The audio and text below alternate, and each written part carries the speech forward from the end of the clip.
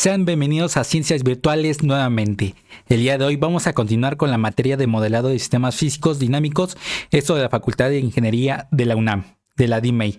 El día de hoy vamos a terminar con el tema 1, el cual ahora mismo vamos a ver lo que sería subtema 1.10 con el título de modelado de sistemas utilizando ecuaciones de Lagrange. ¿Ok? Y bueno, esas ecuaciones en sí se llamarían ecuaciones de movimiento de Lagrange, y con estas podemos modelar con lo que vimos anteriormente desde el 1.1 hasta el 1.5, en el cual nada más tenemos una entrada y una salida. Ahora vamos a hacerlo con estas ecuaciones de Lagrange.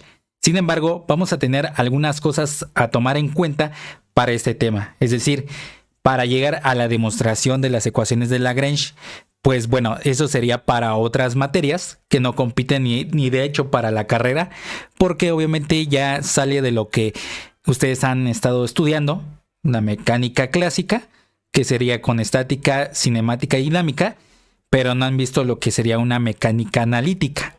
Ok, vamos a mencionar eso en las siguientes diapositivas para que ustedes puedan verlo con mayor detalle. Y bueno, se describe lo siguiente. Panorama de las ecuaciones de Lagrange. En las carreras de ingeniería, como es ingeniería mecánica, se trabaja en un curso completo de la mecánica clásica, basada esencialmente por las 3 leyes de Newton. ¿Ok? Por ello es llamada también por el nombre de mecánica newtoniana. Sin embargo, existe un concepto llamado grados de libertad, dirección o manera, se define como la dirección o manera independiente en la que un sistema puede moverse o cambiar su posición. Este concepto precisamente difiere entre la mecánica newtoniana y lagrangiana, ¿ok? Que son totalmente diferentes. En este caso, la mecánica newtoniana, lo que le va a pasar o las desventajas que les va a pasar a esta es precisamente que va a tener restricciones en su movimiento, ¿ok? Mientras que la lagrangiana va a ver este aspecto de los grados de libertad y a partir de ello va a ser un análisis. La mecánica newtoniana pues se basa de forma local, el análisis de fuerzas, de movimiento, todo lo que implique, y lo que sería la forma lagrangiana sería de una forma total, ¿no? O global, por así decirlo. Por lo tanto, este concepto pues lo tienen que ver en mecanismos para los ingenieros mecánicos, mecatrónicos, la materia que se llama mecanismos, que luego les sigue otra materia que es subsecuente, que se llama dinámica de maquinaria. Y bueno, ahí se va a ver con mayor detalle este concepto de grados de libertad, pero son aquellas direcciones que son independientes y que generan movimiento. Por ejemplo, aquí lo que sería, supongamos que este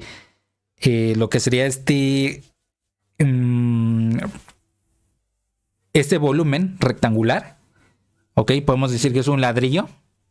Este se puede mover tanto en la dirección como lo estoy colocando con el puntero azul, sobre esta dirección en X, sobre la dirección de Y, sobre la dirección Z, y también pueden girar, ¿ok?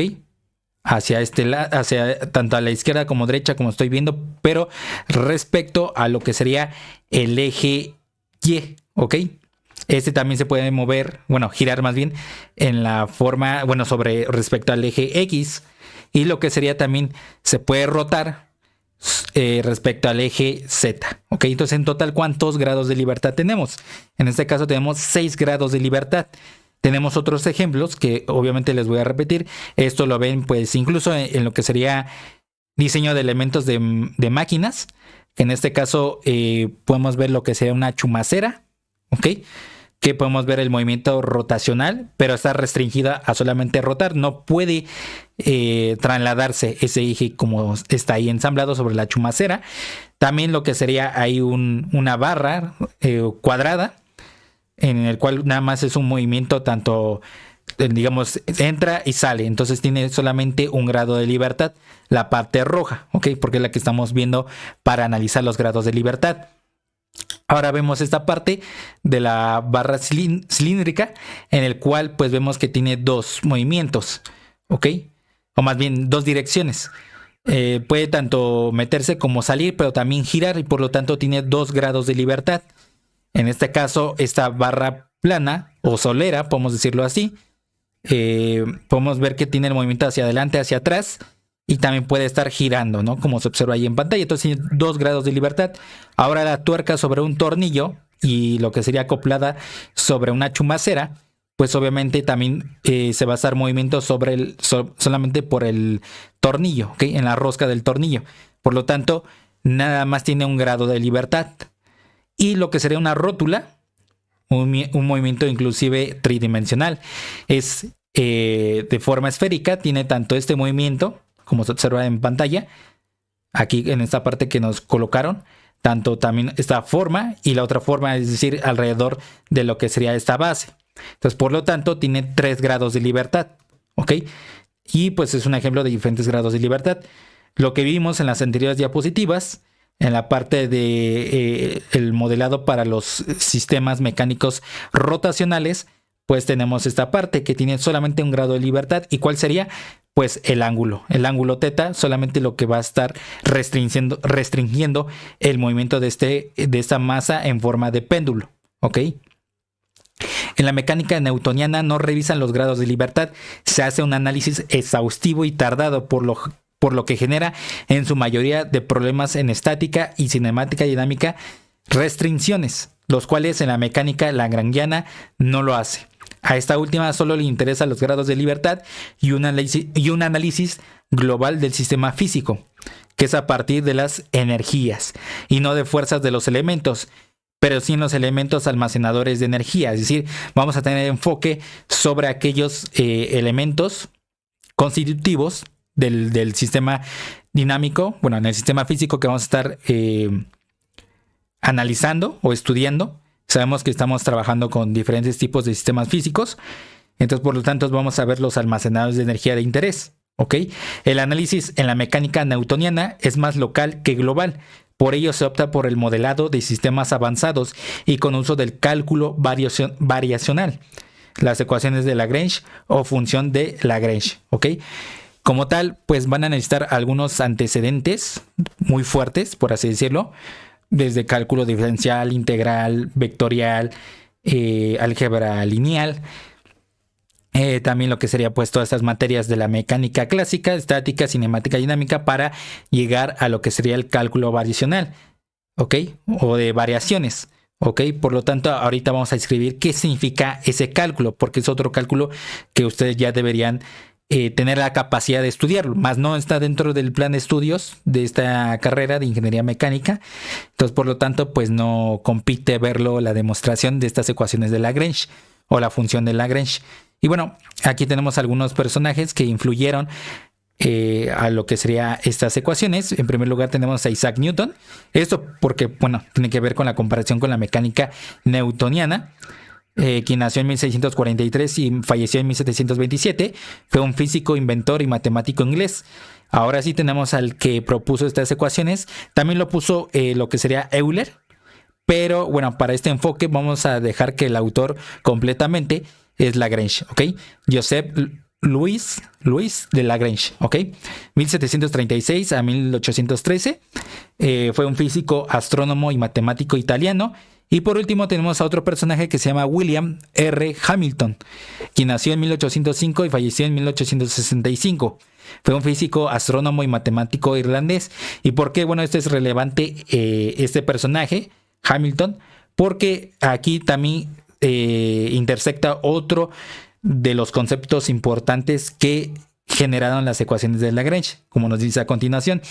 Para demostrar las ecuaciones de Lagrange o la función de Lagrange se requiere demasiados estudios para demostrar. Dentro de ello está lo antes mencionado, cálculo variacional o lo que sería cálculo de variaciones, que en lugar de buscar el valor que satisfaga fx, es buscar las funciones que con relación a satisfagan el principio de mínima acción de Hamilton. ¿Y qué significa eso de principio de mínima acción de Hamilton? Pues aquí se ilustra con mayor detalle. Nos han dicho que siempre la distancia más corta entre dos puntos es la línea recta. Sin embargo, esa es la forma ideal, ¿ok? En donde no existe fricción, donde no existe ningún tipo de resistencia de cualquier tipo. Entonces, en la realidad sabemos que no existe tal idealización, ¿Ok? Es para simplificar muchísimo de los problemas. Pero en la realidad sí existen resistencias como tal de cualquier tipo en el cual se involucra el análisis de nuestro sistema físico que estemos estudiando. Ahora podría ser, o más bien, la forma en que se genera el principio de mínima acción es que tiene una forma de curva. ¿Ok? De hecho, en internet, ya sea en YouTube o en redes sociales, pues se encuentran luego algunos videos en donde sueltan tres bolas al mismo tiempo y una llega antes que la otra. Es decir, pensamos que en la línea recta va a llegar primero, pero realmente la que llega es la parte roja, ¿ok? Mientras obviamente se le dé mayor energía, ¿ok? Bueno, esa sería la primera que tendría que llegar más rápido, pero esta tiende a acumular más energía y va a llegar más pronto. ¿Ok? Por lo tanto, ahí es la forma en que sí existe como tal las resistencias. Por lo tanto, ese es el principio de mínima acción y matemáticamente se puede ver como S mayúscula, que es igual a la integral desde el tiempo 1 hasta el tiempo 2 que estemos analizando. Digamos que no es un operador como tal, simplemente es una función, precisamente lo dice aquí, es una función de Lagrange que está en función de la coordenada de interés, que es Q, su derivada de esa coordenada y en función también del tiempo, por un diferencial de tiempo. ¿Ok? Para nuestro estudio, estas Q se van a convertir en las variables de interés que estemos analizando. ¿Ok?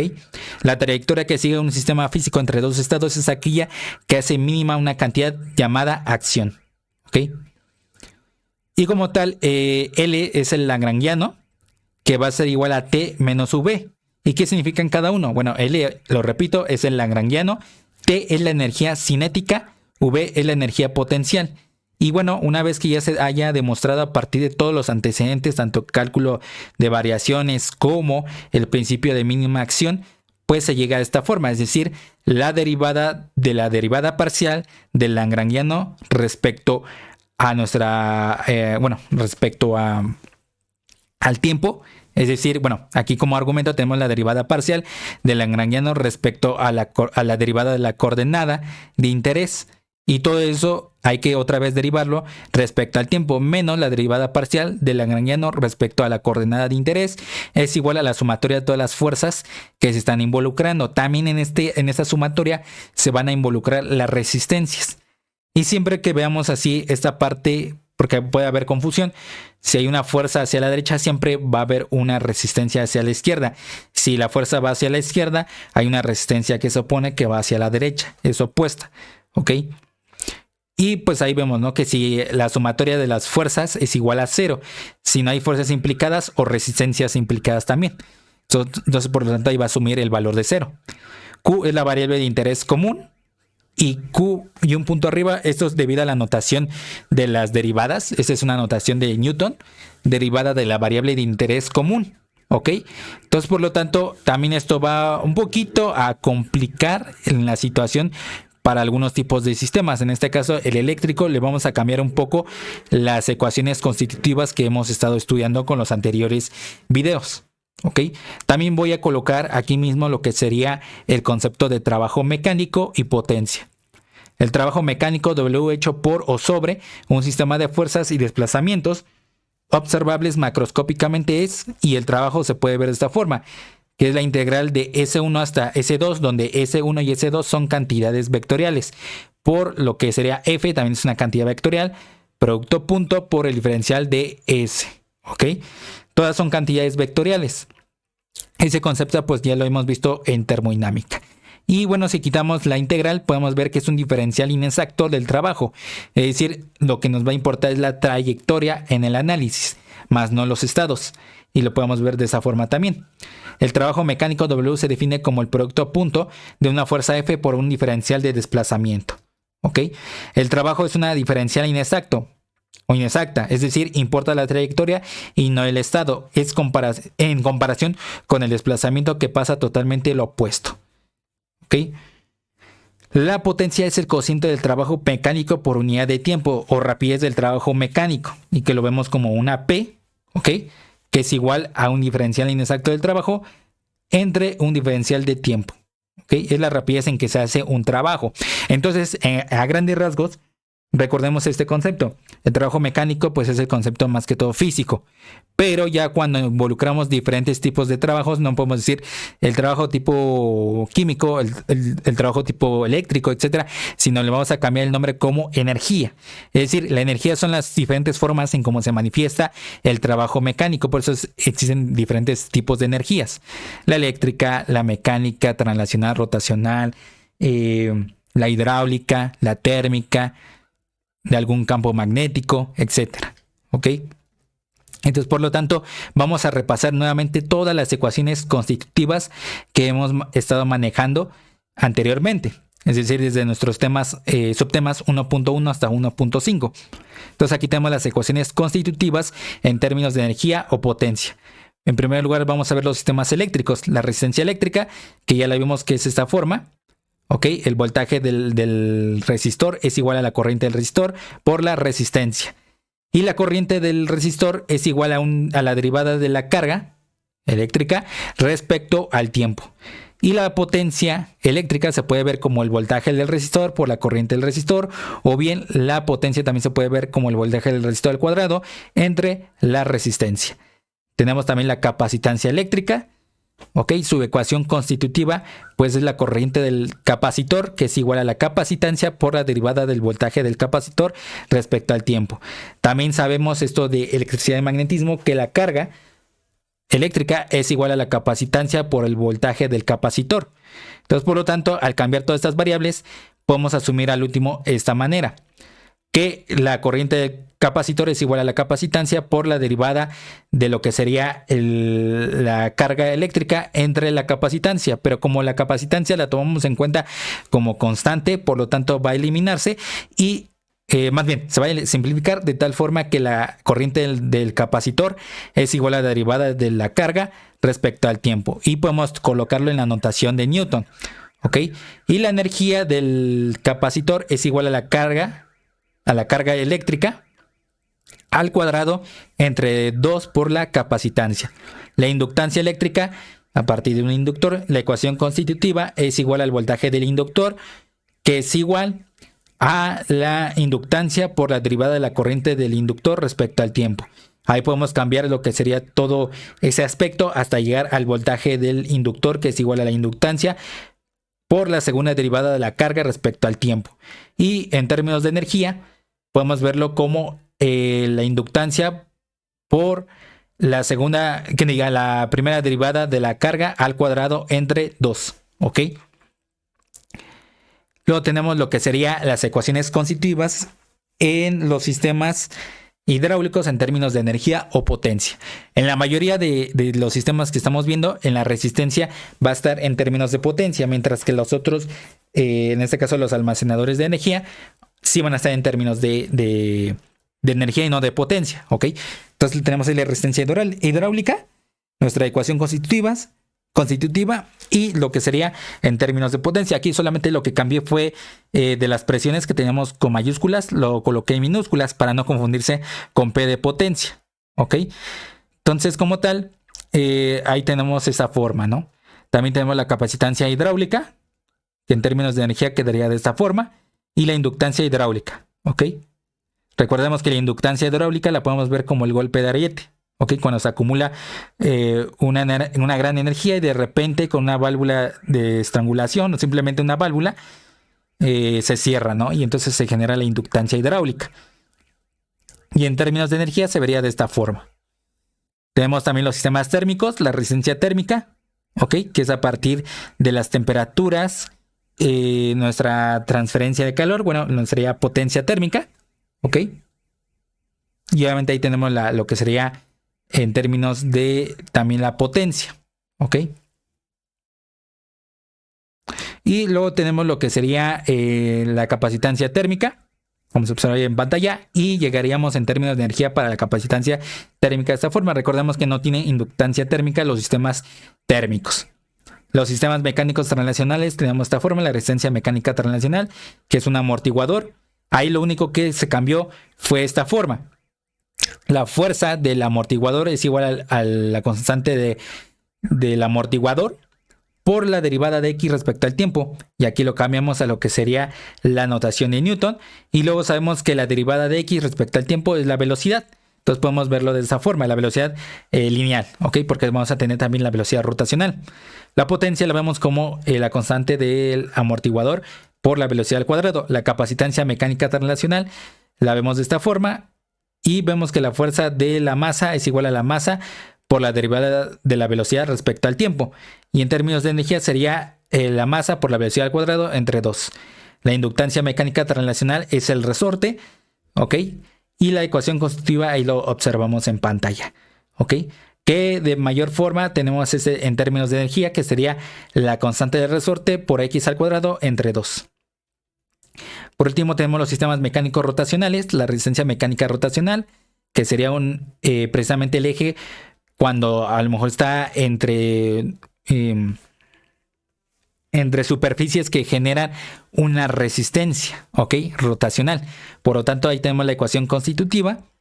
Y ahí lo que cambiamos es esta parte, la derivada de θ respecto al tiempo se va a convertir como la velocidad angular. ¿Por qué de una vez lo coloco de esta forma? Que de hecho, ahorita que voy a poner dos ejemplos, no voy a colocar esa velocidad angular. ¿Por qué? Porque más adelante, en lo que sería el tema 3, vamos a ver lo que serían las variables de estado y precisamente vamos a cambiar lo que sería esos términos, la velocidad, de la derivada de θ respecto al tiempo como la velocidad angular. Aparte, en los temas de 1.6 hasta el 1.8, pues ahí se vio toda esta parte también del cambio de velocidad angular, ¿ok? Entonces la potencia como tal es la constante del amortiguador rotacional por la velocidad angular al cuadrado. La capacitancia mecánica rotacional es igual a un cilindro que está colocado de esta forma, conectado entre los otros ejes, de tal forma que ahí está su ecuación constitutiva y lo que sería en términos de energía. La inductancia mecánica, pues precisamente simplemente es el acoplamiento de estos ejes, de tal forma que es una inductancia mecánica rotacional.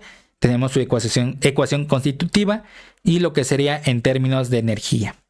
Y bueno, para que se entienda más el uso de las ecuaciones de Lagrange, tenemos nuestro sistema masa-resorte amortiguador, que ya lo hemos analizado anteriormente. ¿Qué sería de esta forma? ¿Ok? Aquí ya tenemos lo que sería pertinente de las ecuaciones de Lagrange. Y lo que vamos a ver es lo siguiente: las resistencias se consideran negativas porque se oponen al movimiento. Aquí tenemos la fuerza del amortiguador, que es igual a la constante del amortiguador por la primera derivada de x respecto al tiempo. Ahora, la energía cinética, que es igual a T, es igual a la masa por la velocidad al cuadrado entre 2, que al mismo tiempo también es igual a la masa por x, la primera derivada de x al cuadrado entre 2, ¿vale? ¿Y por qué se considera que es la energía cinética y la otra potencial? Porque la masa siempre se va a estar moviendo, ¿ok? Mientras que el resorte, al estirarlo, se puede estar acumulando energía. Y eso es análogo a lo que sería el concepto de energía potencial. Recordemos que mientras la energía cinética es en virtud a su movimiento, a su posición, la potencial más bien, la cinética es respecto a su movimiento, ¿ok? Y la potencial respecto a su posición. Es decir, en el resorte se estira, entonces va cambiando su posición y va acumulando energía. Por eso aquí se cambia lo que sería esa parte, energía P de potencial igual a V, que es igual a la constante del resorte por x al cuadrado entre 2, porque precisamente el resorte acumula energía y la masa no, porque precisamente esta ya la tiene, digamos, integrada a pesar de no tener movimiento. La tiene, pero bueno, cuando se mueve la masa, entonces ya empieza a tener energía igual que el resorte, ¿no? Porque se va acumulando. Por lo tanto, tendremos el lagrangiano, que sería un medio por la masa, por la primera derivada de x al cuadrado, menos la constante del resorte por x al cuadrado entre 2. Y aquí tenemos que hacer la primera operación, la derivada parcial del lagrangiano respecto a en este caso, la derivada de x, ¿ok? Respecto a la derivada de x, ¿ok? Y que sería igual a derivar a esta expresión. De tal forma que aquí sería una constante, entonces esto va a ser 0. Y esto hay que derivarlo. Por lo tanto, quedaría como masa y lo que sería por la primera derivada de x, como se observa ahí en pantalla. Luego lo que tenemos que hacer es aquí lo que cambié fue la notación Newton a la de Leibniz, ¿ok? Con diferenciales. Entonces quedaría como la masa por la derivada de x respecto al tiempo. Y este resultado lo coloca aquí adentro, ¿ok? Porque otra vez hay que derivar, pero respecto al tiempo. Y en este caso, lo que vamos a hacer es que esto se va a convertir en una derivada total. Ya no parcial, sino total. Por lo tanto, aquí vemos que es esta parte, ¿ok? Entonces quedaría como la segunda derivada, de hecho. Entonces sería la masa por la segunda derivada de x respecto al tiempo. Entonces nada más lo único que nos falta es la derivada parcial del lagrangiano respecto a x, ¿ok? De hecho, algo que me faltó decir es que la variable de interés generalizada es el desplazamiento, que en este caso es x, ¿ok? La derivada del lagrangiano respecto a x es igual a menos k, la constante de resorte, por x, ¿ok? Que sería ese término, porque esto no está respecto a x, en este caso está el término de la primera derivada de x. Por lo tanto, ahí lo tomamos en cuenta que también es constante, por lo tanto esto va a ser 0, ¿ok? Y ya, por lo tanto lo que hacemos es colocar esta parte a la izquierda y esta parte a la derecha. Aquí vemos que ft es positivo, pero lo que sería el amortiguador se está oponiendo a lo que sería nuestro movimiento, por lo tanto va a ser negativo, por eso es menos, y sería la constante del amortiguador por la primera derivada de x respecto al tiempo. Lo acomodamos de forma que se vea completo tanto a la derecha las entradas como a la izquierda la variable de interés. Y lo que hacemos es normalizar y vean que esto ya lo habíamos obtenido en los primeros videos, ¿ok? Pero esto es a partir de las ecuaciones de Lagrange, ¿ok? Por último vamos a colocar un ejemplo que sería el sistema de resistor, inductor, capacitor, el cual se llama RLC en serie, ¿ok? Que también ya le hemos puesto anteriormente en los videos, ¿ok? Entonces, por lo tanto, aquí también asumimos lo siguiente, que la corriente del resistor, la corriente del capacitor y la corriente del inductor son iguales entre sí mismas. Ahí tenemos nuestras ecuaciones de Lagrange. Y nos decimos lo siguiente, las resistencias se consideran negativas porque se ponen al movimiento. En este caso, vamos a ver que se va a generalizar la variable Q, ¿ok? Porque con las otras variables, en este caso el voltaje del capacitor, el voltaje del inductor o la corriente de cada uno de ellos, no se podría involucrar, ¿ok? La única que involucra de forma común es la carga eléctrica. ¿Ok? Entonces la corriente del resistor es igual a la derivada de la carga eléctrica respecto al tiempo. El voltaje del resistor es igual a la corriente del resistor por la resistencia. Y tenemos la energía tanto cinética como potencial. Aquí la parte de energía cinética para un circuito de este tipo, el inductor se va a comportar como aquel que se está moviendo. Bueno, aparte de que está acumulando energía, se está moviendo cuando se le alimenta. En este caso, la alimentación sería esta parte, el voltaje de entrada, ¿ok? Aparte de estar almacenando a partir de un campo magnético, se está moviendo. Mientras que el capacitor, una vez que se desconecte, arroja lo que sería su energía, ¿ok? Por lo tanto, vemos siempre que un capacitor es como si fuera precisamente un tanque hidráulico que se va llenando y de repente se le abre una válvula, por ejemplo, al otro lado, uno donde se alimenta y otro donde abre, y obviamente va arrojando lo que sería el agua, es decir, almacena energía, ¿ok? Se acumula uno y otro es a partir del movimiento, ¿ok? Entonces el inductor se va a comportar como energía cinética y el capacitor como energía potencial, ¿ok? Entonces tenemos el lagrangiano, que sería la diferencia entre estas dos, ¿ok? Que en nuestro caso sería la parte del inductor menos la parte del capacitor. Tenemos la derivada parcial del lagrangiano respecto a lo que sería la primera derivada de Q, de la carga eléctrica, ¿ok? Por lo tanto, quedaría como L por la derivada de la carga eléctrica respecto al tiempo, y luego lo que hacemos es evaluarlo en esta parte, ¿ok? Que sería esta forma, y nos quedaría como la inductancia por la segunda derivada de la carga eléctrica respecto al tiempo. Bueno, aquí solamente faltó colocarle un 2, ¿vale? Aquí, para su notación completa. Entonces, por lo tanto, también tenemos esta forma, la derivada parcial de lagrangiano. De hecho, aquí también hubo a lo mejor una confusión. Lo pueden cambiar ustedes. Por la notación más que todo. Porque tenemos lo que sería la inductancia y el lagrangiano que se parecen. Entonces, por lo tanto, eso habría muchísima confusión, ¿vale? Entonces, aquí por ahora no hay tanto problema porque sabemos que aquí nos dice que la derivada parcial del lagrangiano respecto a la carga tiene que ser igual a derivar esta parte. Entonces, por lo tanto, vemos que aquí aquí tenemos la variable como la primera derivada de la carga eléctrica.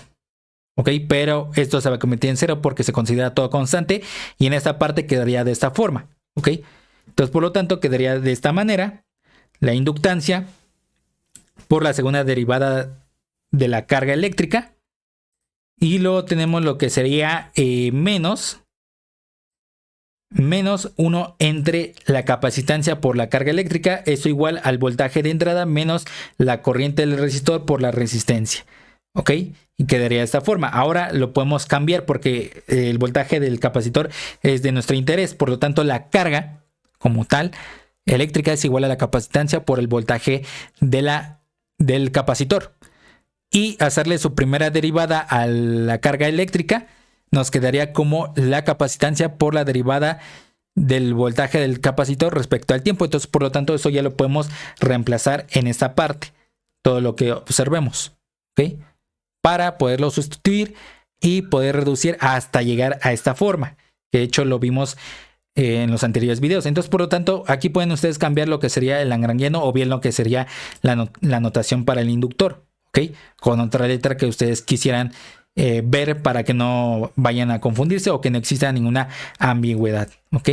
Pero bueno, ahí fue un pequeño error que hubo, pero sobre todo para la notación, ¿ok? Para que no existan las ambigüedades. Y bueno, si quieren consultar más sobre esta forma de modelar los sistemas físicos que hemos estado estudiando, pues pueden consultar lo que sería OGATA de 1998, sistemas dinámicos. Ahí se va a ver en el apéndice esas ecuaciones, de hecho se llama ecuaciones de movimiento de Lagrange. También pueden consultar OGATA, otro libro de este mismo autor, del 2010, Ingeniería de Control Moderna, QO, de Sistemas de Control Automático, y DORF, Sistemas de Control Moderno. Y bueno, para el tema 2, ahora sí vamos a ver lo que serían las respuestas bajo entradas diferentes. En este caso, las que más se ven son las impulso y escalón, ¿ok? Y también pues tendría que verse la tipo parábola, pero bueno, eso se va a ver ya en instrumentación y control para que ustedes puedan comprender todo esto que tiene que ver con ingeniería de control, porque esto ya va enfocado hacia esa rama de la ingeniería mecánica, mecatrónica y todos los relacionados. Y bueno, hasta aquí se termina el video. Solamente necesitamos que le den like, suscriban, compartan, comenten y sobre todo que le den clic a la campanita de notificaciones para que cada vez que suba algún video de ciencias virtuales se les pueda notificar en ese instante. Si no, nos veríamos en el próximo video. Que tengan un excelente día y semana. Hasta pronto.